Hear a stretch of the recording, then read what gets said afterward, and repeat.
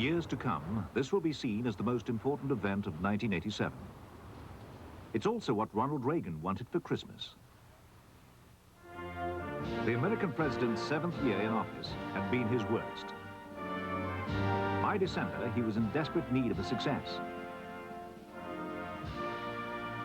It had been a time of political embarrassment. I assumed that the president was aware of what I was doing and had, through my superiors, approved it. No comments. And the strain began to show. Is over, and then I will be eagerly responding. Crisis followed crisis.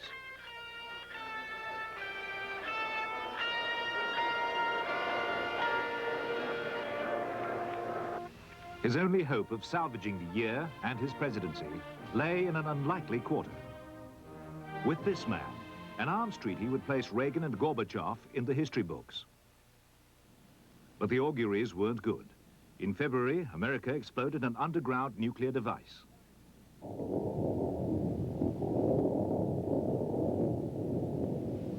Within a month, Moscow reacted. Its year-long moratorium on nuclear testing was over, and the nightmare of global destruction inched nearer. The talks continued, and in July, the Soviets accepted the double-zero option. Gorbachev, too, was prepared to scrap all medium-range missiles. Между товарищем Горбачевым и Дехом состоялась оживленная беседа. If you are talking about zero, Even this was ambiguous, as Soviet spokesman Gerasimov graphically pointed out. you cannot be a little bit virgin. So if you have zero, then you must have zero all the way. Eventually, Gorbachev was set to go to Washington. But one young man couldn't wait for the summit. Matthias Rust staged his own spectacular peace mission, landing his light aircraft in the heart of Moscow. Dodging radar defenses, he touched down in Red Square, in sight of the Kremlin. On the 70th anniversary of the Bolshevik Revolution, Gorbachev rewrote Soviet modern history. Guided by the principles of glasnost, he painted Stalin in his true colors of black on black on black. He has adopted a softly approach, aware that meeting the people for street corner chants is a revolution in itself. And Gorbachev might have been responsible for allowing one of the Soviet Union's most celebrated defectors to visit his home. Nureyev himself was unsure. Very possibly, but I don't know.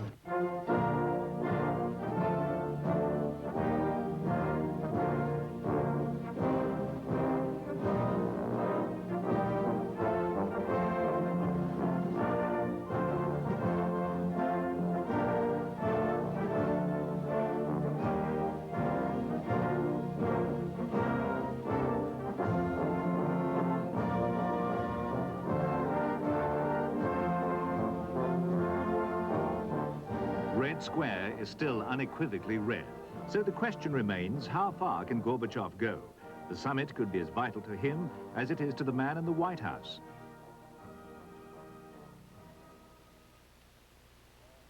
And that man has had much to worry about, relying on an arms treaty to take people's minds off other issues, not least of which was the affair known as Irangate.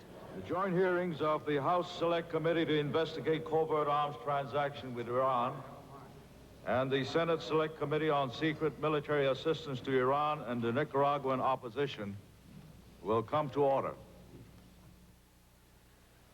And the crucial question, did the president know? I took it to be a matter of improved policy and one of which the government must be witting.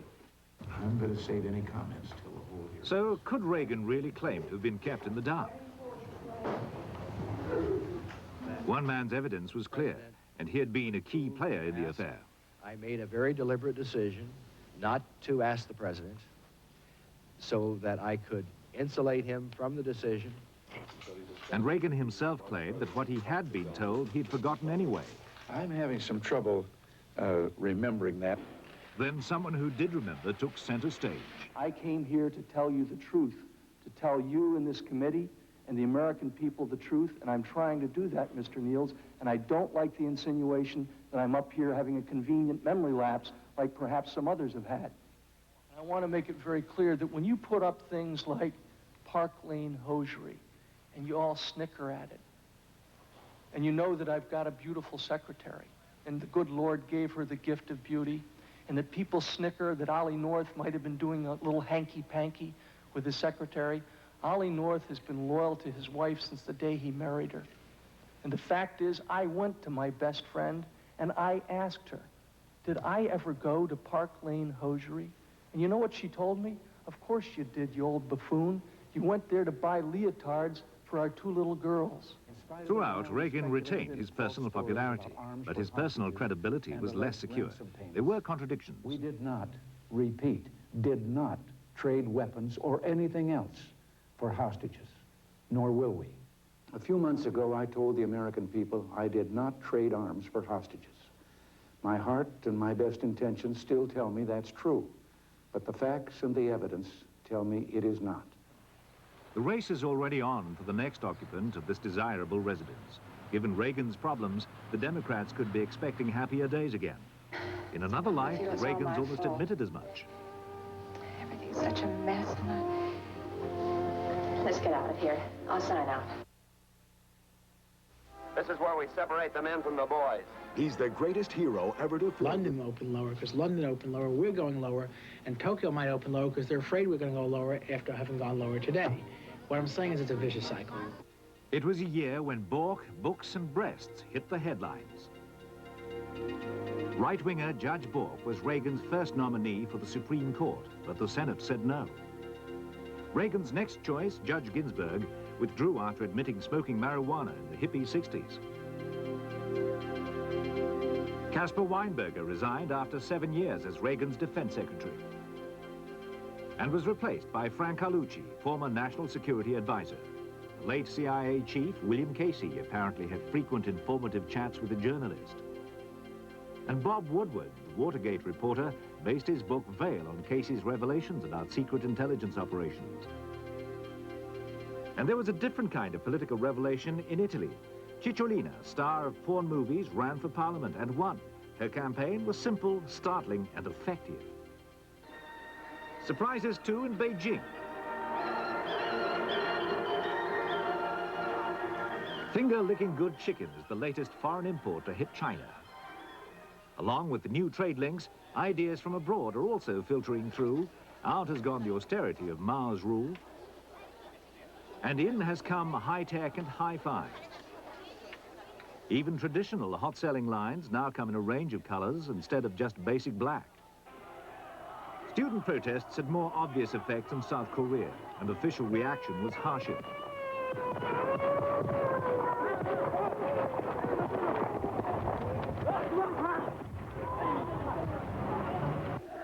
Demonstrations erupted when President Chun announced that he was to cancel elections and appoint his own successor. Months of street fighting and industrial unrest followed, with vehement calls for the return of democracy after years of military rule. But it could be that the prospect of next year's Olympic Games in Seoul had most to do with Chun's change of heart and the calling of the December elections. One of the few stories this year which did have a happy ending was the dramatic rescue of 18-month-old Jessica McClure, who fell down an abandoned well shaft in Texas while playing with friends. Jessica! For 58 hours, Jessica's mother watched and waited, her daughter alone and afraid, but still alive. The youngster's plight grabbed the attention of the nation as rescuers raced against the clock. But their determination paid off. Jessica was pulled to safety, tired and hungry, but still conscious. After hospital treatments, Jessica's injured foot was the only reminder of her ordeal. Happiness, too, for some caught in the tragedy of the Lebanon. 2 French hostages, Normandin and Oak, were freed, prompting speculation that Paris has struck a deal with kidnappers. For others, there were no deals. Anglican envoy Terry Waite went to Beirut to try and gain freedom for foreign hostages. But his drive into West Beirut led to his own captivity and silence. It was here that the Gulf War became the war of the tankers. Shipping came under attack and needed protection for safe passage. But this Romanian tanker had not been reflagged and was hit by an Iranian missile.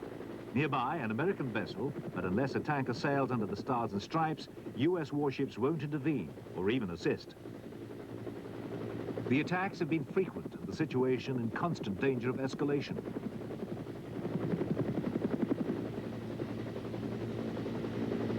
At At times, the very waters of the Gulf threatened to burst into flame. And this is the war which lies at the root of the Gulf crisis. For 7 years, a generation of young men have gone up the line to death. And Iranians had other cause for tears this year. In Mecca, Islam's holiest of cities, a pilgrimage turned into a massacre. Saudi Arabia claimed the Iranians had rioted. Iran said its pilgrims suffered an unprovoked attack. In the ensuing violence, more than 400 died, mainly Shiite Muslims from Iran. The divisions in the Arab world were etched ever deeper in blood. Conflict continued too in Afghanistan. President Najib appeared keen for a ceasefire with the Mujahideen. But everything rests on the withdrawal of Soviet troops. The guerrillas have vowed to fight on until they leave. That prospect might have edged nearer this year. For the first time, Soviet television broadcast pictures from the front. Anxious parents could see their sons in action. Moscow's under increasing pressure to disengage. Maybe soon the Kremlin will yield and end the unpopular war. One region where foreign influence has unquestionably played a role is Central America, and in particular Nicaragua. But it was Costa Rica's President Arias who responded to the call. His regional peace plan has led to moves towards an accord and to him winning this year's Nobel Peace Prize. Some Americans felt sufficiently angry about Nicaragua to demonstrate. Others simply remember the last major U.S. involvement abroad. 1987 saw America coming to terms with its experience in Vietnam, albeit Hollywood's version with the release of the film Pt1.